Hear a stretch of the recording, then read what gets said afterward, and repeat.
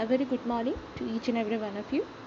So, we are going to continue our class from Rasa, Dhwani, and Alankara. This is video class number 3, and I'm Anuja Raj.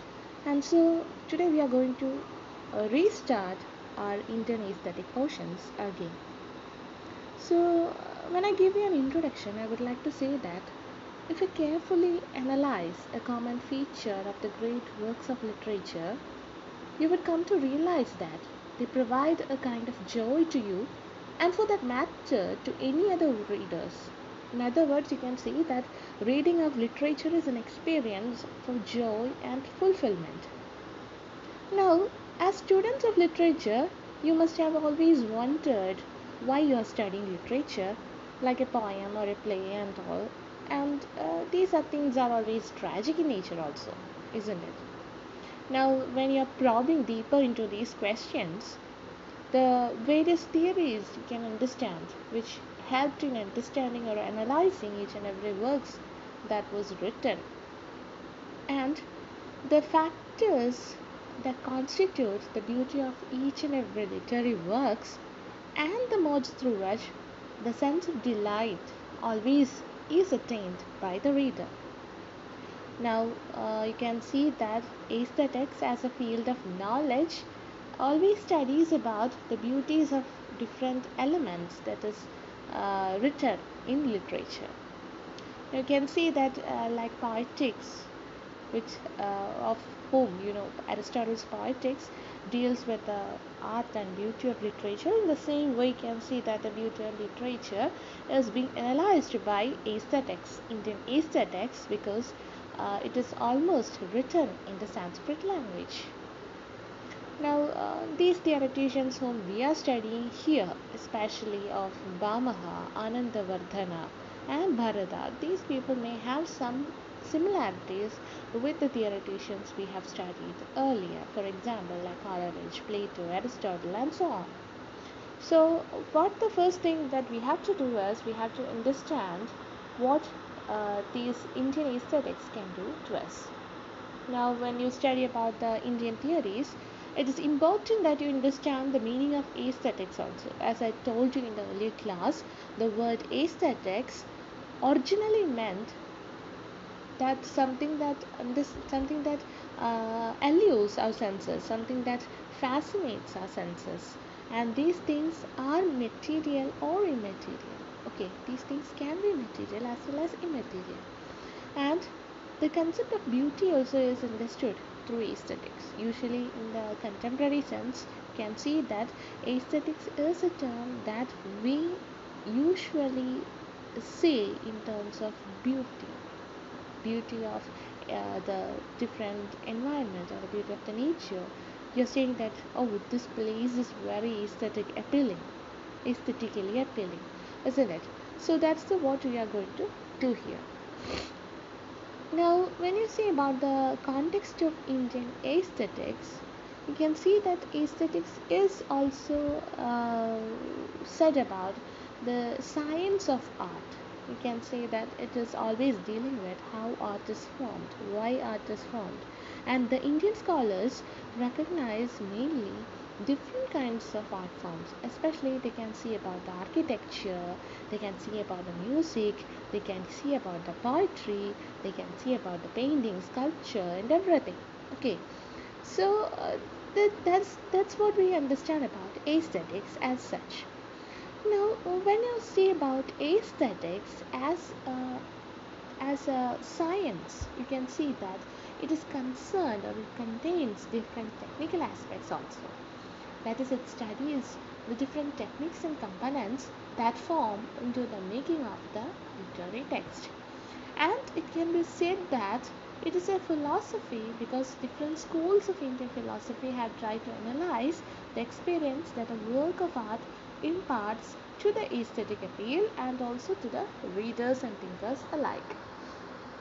Now, when you see about aesthetics, that is the different types of aesthetics, that is, it consists of primarily three arts. The first one is poetry, the second one is music, and the third one is architecture. Now, these three schools of philosophy, that is poetry, music, and architecture, form the main components of Indian aesthetics.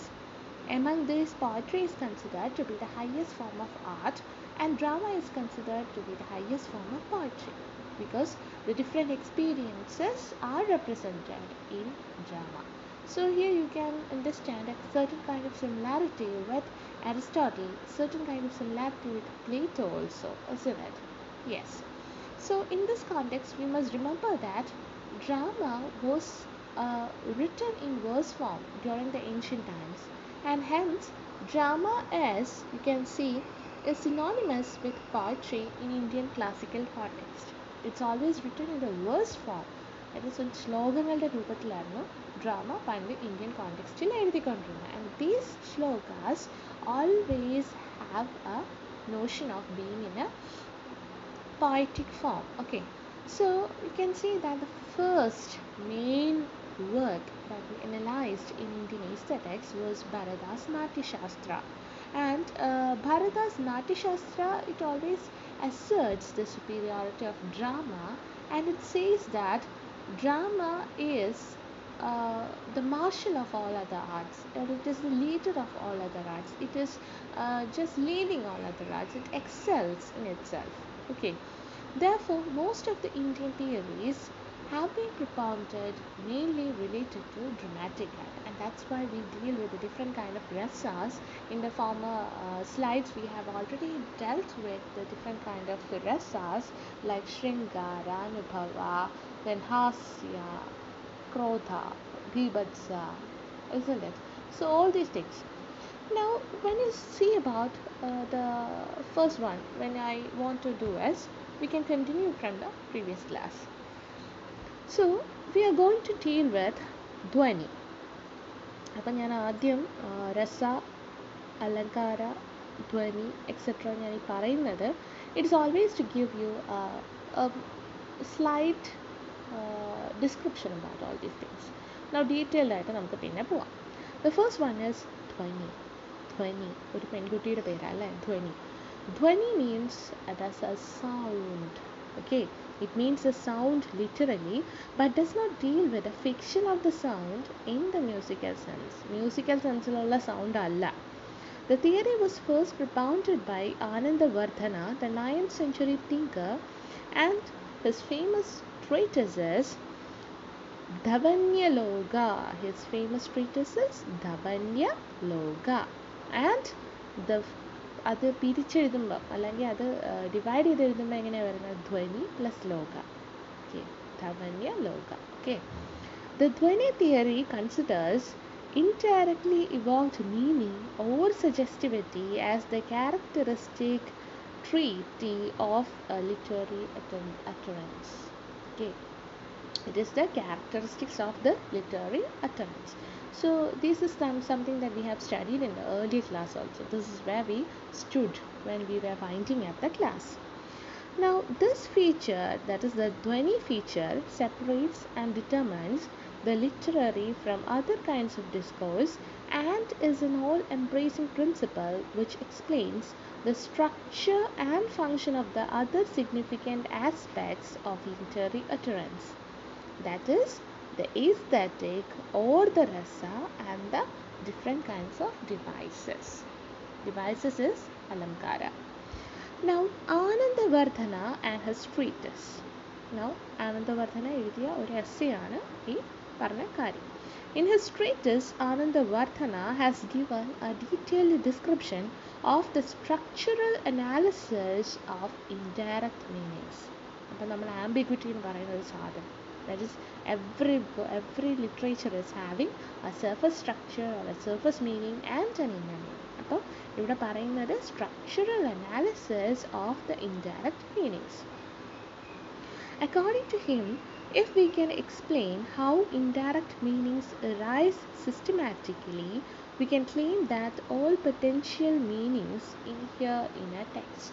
So you can see that we can understand the different indirect meanings in a text. Okay. Anandavardhana uses the term Dhwani to designate the universe of suggestion. Suggestion എന്ന് പറയുന്ന ഒരു കാര്യം അറിയാൻ വേണ്ടി, അല്ലെങ്കിൽ interpretation, ഒരു വർക്കിൻ്റെ interpretation അല്ലെങ്കിൽ സജഷൻ, എന്താണ് ആ വർക്ക് കൊണ്ട് ഉദ്ദേശിക്കുന്നത്, ആ ഒരു സജഷൻ അറിയണമെങ്കിൽ it says that Dhwani is essential. Okay.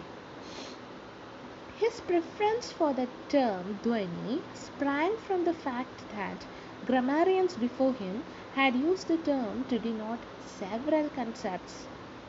First, to denote the sound structure. So you can see that the sound structure, അത് മലയാളത്തിൽ പറയുന്ന പോലെ തന്നെയാണ് നമ്മൾ പറയുന്നത്, ശബ്ദം, or the words, അതിനെയാണ് സൗണ്ട് എന്ന് പറയുന്നത്. Now the second, to denote the semantic aspect. Semantics എന്ന് വെച്ചാൽ meaningful aspect ഏതാണ്, of the shabda. And the third, the complex of the now revealed suggested meaning and the process of suggestion involved. അപ്പം the third one എന്താണ്, the complex or the kind of relationship between the revealed suggested meaning and the process of suggestion, അല്ലെങ്കിൽ ഒരു different kind of description, അതിനെയാണ് suggestion എന്ന് ഇവിടെ പറയുന്നത്. Now we can go to the next slide, what the theory is all about. The thrust of this theory is towards claiming a greater value for the poetry of suggestion. Anandavardhana integrates the theory of the rasa with his Dhwani theory. That is, he says that Dhwani is the method through which the effect of rasa is achieved. Rasa is the effect of suggestion. Therefore, he says that rasa and Dhwani are correlated, or it is having, one cannot stand without the other. That is something that we have studied in the earlier class also, isn't it? So, the poetry of suggestion, he says that Dhwani is like the soul of rasa. Now, next one, Alamkara. This is new, something new for us, right? So, Alamkara theory. The first point, it is a study of language. What is Alamkara? Is the study of language. Alamkara is not mere decorative poetry. I've told you earlier, you can always give meaning, just like you can always analyze most of these Sanskrit words to Malayalam words. Okay, here you are saying about Alamkara, it means Alankarika, Alamkara. It does not mean that it is always standing just for decorative poetry or embellishments in literature. The Alamkaras are the various figures of speech, but are models of how meaning is or ought to be apprehended. Alankara is, of course, the various figures of speech ഉണ്ട് അതിൻ്റെ അകത്ത്, പക്ഷേ it also denotes how the meaning is ought to be apprehended here.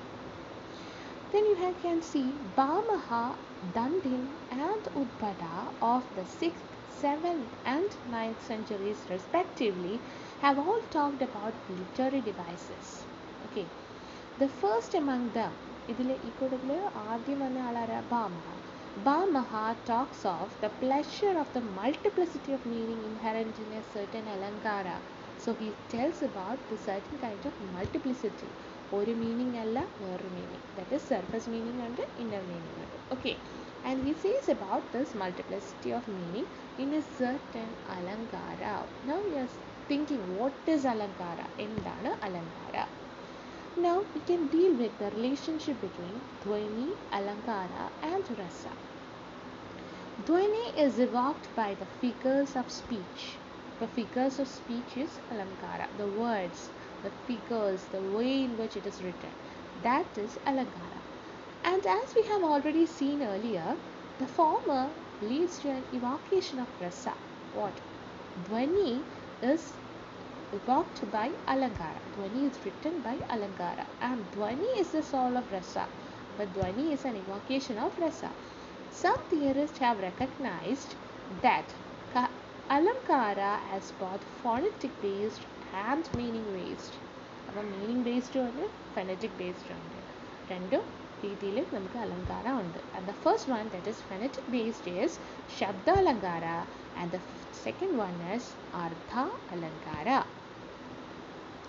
Now summing up, we studied on Rasa, which concentrates on the emotive expressions, Dhwani, which connotes the indirect or suggestive expression, and Alankara, which means the figurative speech or expression. Okay, these are the things we studied till now.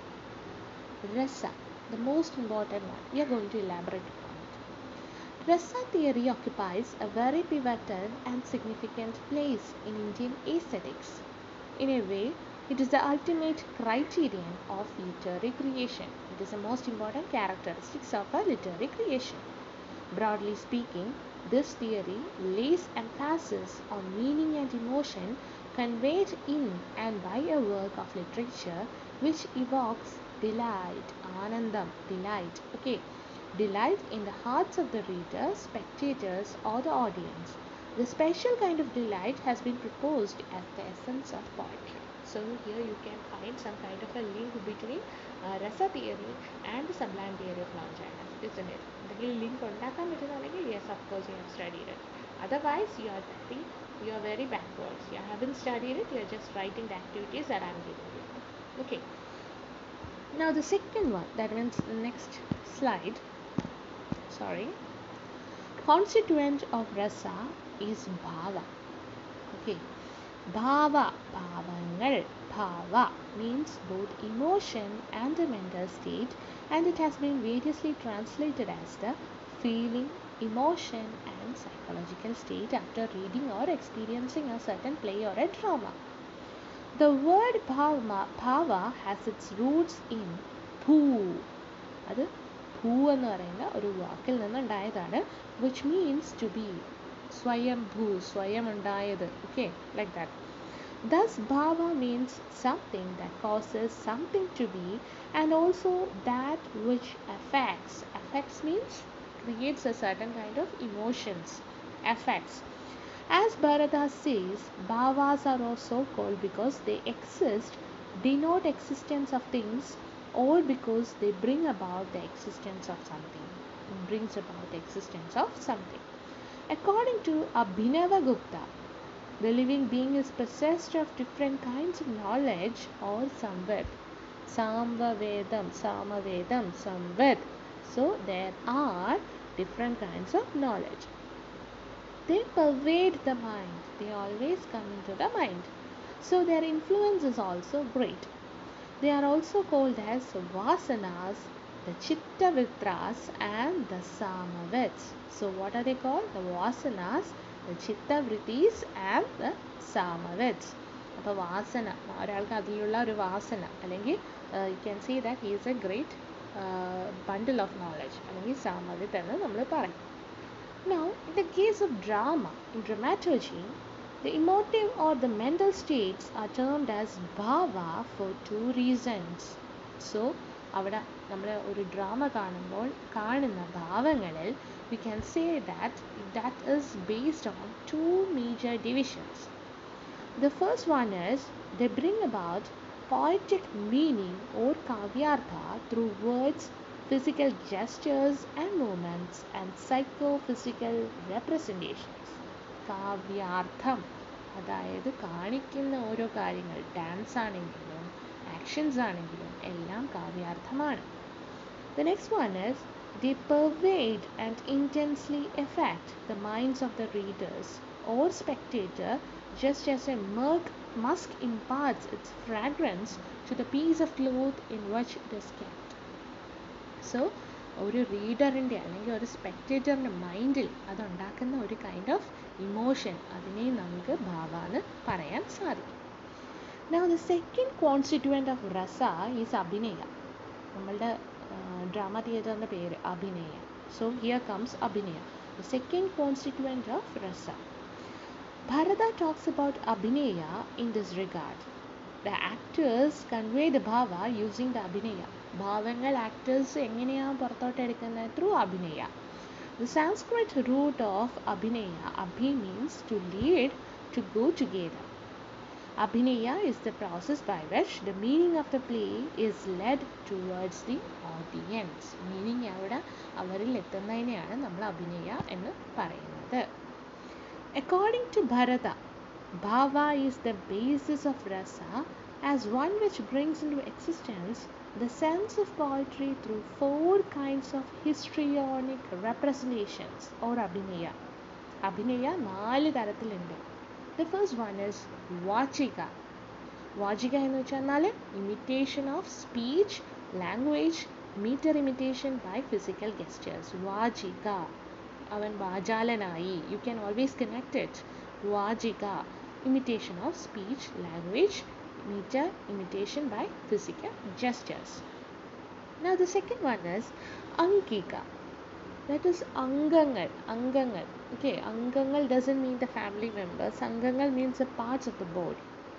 അപ്പോൾ അങ്കിക എന്ന് വെച്ചാൽ imitation by expressions and movements. Third one is Aharya. Aharya is the imitation by costume and makeup. The costumes and makeup that forms the actors. That means ഓരോ ആക്ടേഴ്സിനും ഓരോ type of costumes ഉണ്ട്. And the next one is Satvika, or the imitation by psychic change. Psychic change, that is what psychic change? Psychic change that it includes, ഇപ്പം നമ്മൾ പറയാറില്ലേ മോഹൻലാൽ ഒരു character ചെയ്യുമ്പോൾ മോഹൻലാൽ ആ ക്യാരക്ടറായി മാറുകയാണ്. That is what is imbibed here. Satvika is the imitation of the psychic change, that is getting into the role of the particular character. Okay. Now we can go to the most important element. The most important element is Satvika, of course. Satvika among these is a very important kind of abhinaya. Sattva, which literally means purity, is the psychological ability of the actor to identify with the character and his or her emotions. It is the most important part to understand and master, and shows the highest level of the actor's achievement. The highest level of the actor's achievement is shown here, because it is something that is difficult for a layman or a normal person to master, because he is an actor, he is doing it. Okay, next one. Sthayi bhava. It's the basic mental states. According to Rasa theory, certain basic emotions are present in every human heart, lying in a dormant state. They can be understood as the modified versions of basic instincts which our culture has provided us with. They are part of our psychic heritage. നമ്മളെ generation വഴി കിട്ടുന്ന നമ്മളുടെ ഒരു നോളജാണത്, അല്ലെങ്കിൽ ഇമോഷനാണ് അത്. They are very powerful and long enduring emotions. They exist in the form of impressions. On finding favorable conditions, exciting causes and circumstances, they aroused and transformed into rasa. They become rasa when they are aesthetically presentable or enjoyable. Thus, rasa is an emotion excited by artistic circumstances or situations. So what is it? നമ്മുടെ എല്ലാവരുടെയും മനസ്സിൽ പറയുന്ന എല്ലാ ഇമോഷൻസും ഉണ്ട്. But these emotions can always find a vent when we are in a particular artistic situation, or perhaps ഒരു എഴുത്തുകാരന് അയാളുടെ ഉള്ളിലുള്ള ഇമോഷൻസ് ഒക്കെ എഴുതി കൽപ്പിക്കാൻ പറ്റും. And for a spectator, maybe these emotions are always coming out or purgated, and he is attaining catharsis. How? Because he always feels in one with the person who is doing that particular drama or that particular play, because he feels that something of that kind may happen in his life also. Okay, now Bharata identifies 8 sthayi bhavas which affect 8 dormant rasas.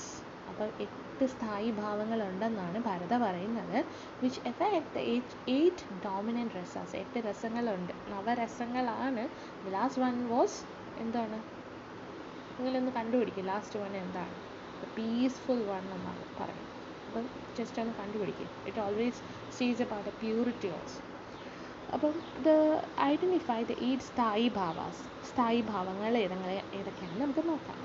Rathi or the erotic love. Okay, erotic love means sexual love. Next one is hasa or laughter, shog or sorrow, krodh anger, utsah enthusiasm, bhaya fear, jugubza disgust, and vismaya astonishment. So these are things.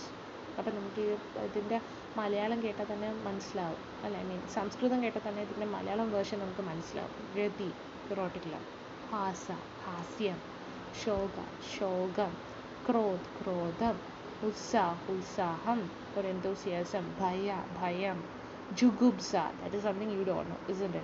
Jugubsa, disgust. The next one is Vismaya. Vismaya is astonishment. These correspond to 8 rasas, namely Shringara. ഏതൊക്കെയാണ് രസങ്ങൾ ഇവിടെ പറയുന്നത്? Shringara means erotic love. Hastya, comic. Karuna, compassionate. Raudra, wrathful. Veer, heroic. Bhayanaka, fearful. Bhibhatsa, odious. And Albhuda, marvelous. നവരസങ്ങളുണ്ട്, പക്ഷേ ഇവിടെ 8 രസങ്ങൾ മാത്രമേ പറഞ്ഞിട്ടുള്ളൂ. നവരസങ്ങൾ 9ാമത്തെ രസം ഏതാണെന്ന് സ്വന്തമായിട്ട് കണ്ടുപിടിക്കണം. ഞാൻ നേരത്തെ നിങ്ങൾക്ക് ആ PPT-യിൽ പറഞ്ഞതായിരുന്നു, ഓർമ്മയുണ്ടെങ്കിൽ കൊള്ളാം. The next one is Vibhava. Vibhava refers to the objective conditions or reasons for producing or exciting an emotion. ഒരു വിഭാവയുണ്ട്, ഒരു അനുഭവയുണ്ട്. അത് നേരത്തെ പഠിച്ചതാണ്. It is the main stimulating cause or the object of the emotion.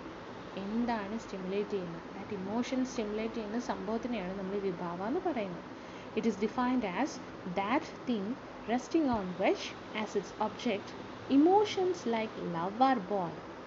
Bharata gives the equivalence of the vibhava as the karana, the cause, the hetu, the reason, etc.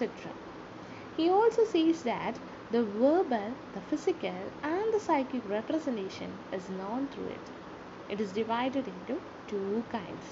So he says that abhinaya alle vibhava anubhava ennu parna oru sambhavam undallo. He says that the verbal, the physical and the psychic representation ആയിട്ട് 3 ആയിട്ട് divide ചെയ്യുന്നുണ്ട്. Okay, and it is divided again into 2 kinds. The first one is alambana vibhava. Alambana vibhava. So it refers to the person, scene, object or thought that excites a person's emotions. It is further divided into 2 kinds. What is it? Ashraya, Vishaya. അപ്പോൾ നമ്മൾ ഇതേവരെ കുറേ divisions പഠിച്ചു. രസയുടെ divisions പറഞ്ഞു, പിന്നെ അടുത്ത അനുഭവയുടെ division പറഞ്ഞു, വിഭാവയുടെ division പറഞ്ഞു, അഭിനയ പറഞ്ഞു, അത് പറഞ്ഞു, ഇത് പറഞ്ഞു, എല്ലാം പറഞ്ഞു. So what you have to do today is നിങ്ങളൊരു ചാർട്ട് വരയ്ക്കണം. ആ ചാർട്ട്, അതാണ് നിങ്ങളുടെ ആക്ടിവിറ്റി. ആ ചാർട്ട് വരച്ചിട്ട് എങ്ങനെയാണ് ഇതിൻ്റെ ഡിവിഷൻ വരുന്നതെന്ന് ഒന്ന് പടം വരച്ച് കാണിക്കണം. Okay, so it refers to the person, scene, object or thought that excites a person's emotions. Now അതിൻ്റെ 2 division. First one is ashraya. Ashraya എന്ന് വെച്ചാൽ a person in whom the emotion is aroused. Vishaya എന്ന് വെച്ചാൽ the person or object for whom the emotion is awakened. Vishaya is the subject, ashraya is the person. Okay, next one is uddipana vibhava. It is an exciting cause. It refers to the external conditions or background features which enhance the dominant emotions. അപ്പോൾ external conditions അല്ലെങ്കിൽ ബാക്ക്ഗ്രൗണ്ടിൽ നടക്കുന്ന കാര്യങ്ങളെയാണ് നമ്മൾ ഉദ്ദീപന വിഭാവ എന്ന് പറയുന്നത്. It is the enhancing stimuli. In the context of the story, the beautiful surroundings, the flora and the fauna of the hermitage, the pleasant breeze, the gentle sunshine, etc. are the Uddipana Vibhavas as they set off Shakuntala's beauty and make it more enduring. Context of ശകുന്തളയുടെ ആ ഒരു ഡ്രാമയിൽ അതിൻ്റെ അകത്ത് ശകുന്തള മറ്റേ കാല് പൊക്കി മുള്ള് കൊള്ളുമ്പോൾ കാല് പൊക്കി ഇങ്ങനെ വയ്ക്കുന്ന ഒരു സീനുണ്ടല്ലോ, അത് ജസ്റ്റ് ഒന്ന് ആലോചിച്ച് നോക്കി. ആ ഒരു പോർട്രേറ്റിൻ്റെ അകത്ത്, ആ ഒരു പെയിൻറ്റിങ്ങിൻ്റെ അകത്ത് what is coming to the background you are having ഒരു ഡിയർ ഉണ്ട്, പിന്നെ തോഴിമാരുണ്ട്, പിന്നെ ഒരു ലേക്ക് ഉണ്ട്, ഫ്ലവേഴ്സ് ഉണ്ട്, ട്രീസ് ഉണ്ട്, നേച്ചർ ഉണ്ട്, എല്ലാം ഉണ്ട്. And that increases the beauty of that particular portrait, isn't it?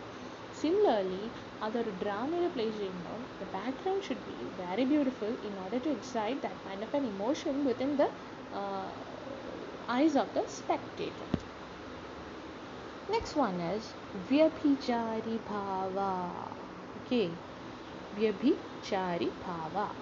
These represent the external factors of the experience and do not leave any lasting impression on the mind. These are transient, ancient emotions which nurture the dominant expression or expressions of the dominant sthayi bhava. Thus, they help to stabilize the principal emotion. They are like ripples on the surface of the fish ocean, emerging out of or submerging in the sthayi bhava. അപ്പം ഇതെന്ന് വെച്ചാൽ external factors ആണ്. What is it? The experience, അതിൽ നിന്നുണ്ടാകുന്ന experience. And these experience പുറമേ നമുക്ക് കാണിക്കാൻ പറ്റത്തില്ല. ദീസ് ആർ ട്രാൻസിയൻറ്റ്, ഉള്ളിൽ നടക്കുന്നതാണ്. Which nurture the dominant expressions. അതായത് പല കാര്യങ്ങളും നമുക്ക് സിനിമയിലൂടെ കാണുമ്പോഴാണ് നമുക്ക് മനസ്സിലാകുന്നത്, അയ്യോ ഇങ്ങനെ ചെയ്തു കഴിഞ്ഞാൽ ഇങ്ങനെ പറ്റുമോ. So this is the conclusion that we often gets into when we think that we are or we will be in this particular situation. Okay, next one is anubhava or the consequence. In simple terms, anubhava refers to the physical manifestations, the expressions or the symptoms of the emotional states. Anubhavangal, it is the emotive reactions in or on the body through which the inner feelings are communicated. Since emotions are internal conditions, they must be expressed or objectified in an explicit or visible way, as in speech, gesture, or action. In actual life, they can be perceived as the effect of emotion. So, what is it?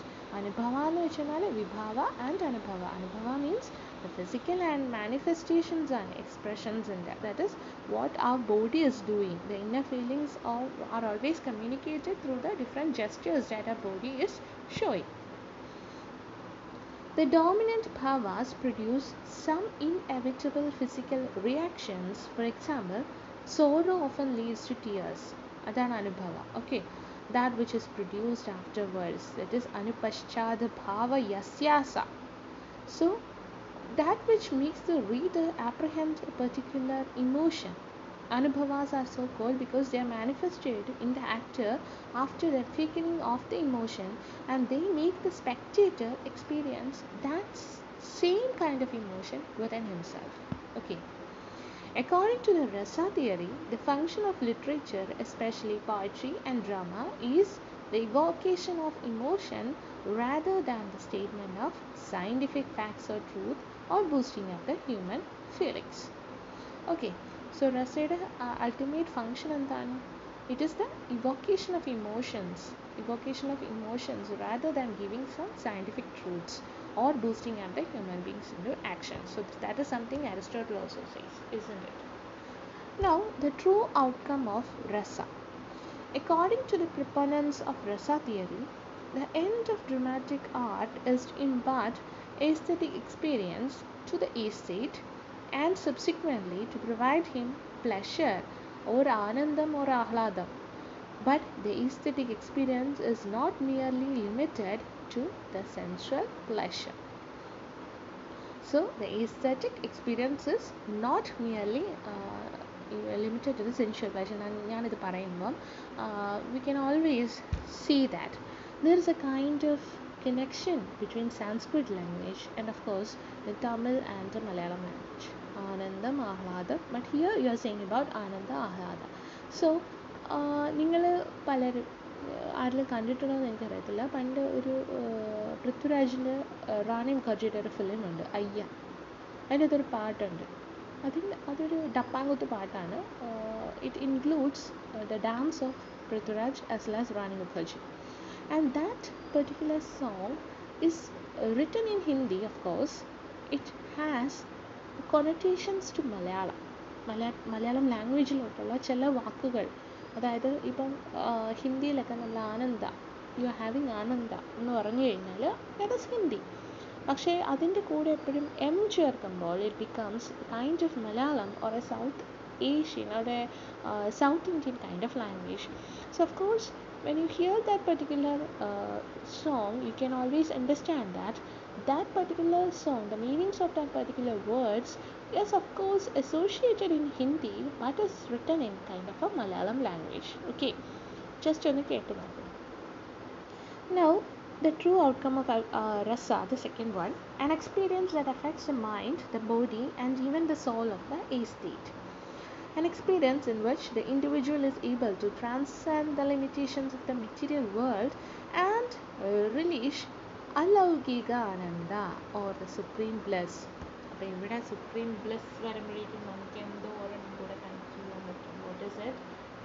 Sublime. ലോഞ്ചൈനസിൻ്റെ sublime നമുക്ക് connect ചെയ്യാൻ പറ്റുന്നതായിരിക്കും. Okay. Rasa is a theory that has influenced the reading and writing of literature for centuries, not only in India but even outside India. It is a theory of aesthetic pleasure that takes into account the various constituents of literary experience, the text, the reader, the writer, the context, and other related issues that ultimately make the aesthetic experience possible. അപ്പം ഈ റസ എന്ന് പറയുന്ന തിയറിയുടെ അകത്ത് different constituents that are taken into literary experience ഏതൊക്കെയാണ്? Text ഉണ്ട്, reader ഉണ്ട്, writer ഉണ്ട്, കോണ്ടെക്സ്റ്റ് ഉണ്ട്, പിന്നെ other surrounding things are always taken into consideration. So rasa theory forms the basic theory for every theory around the world is something that we have to understand. Okay. Now, before we go on to the Dhwani theory, I would like to wind up the class here. And please go through this PowerPoint slides again and again in order to understand what this whole theory is all about. Thank you.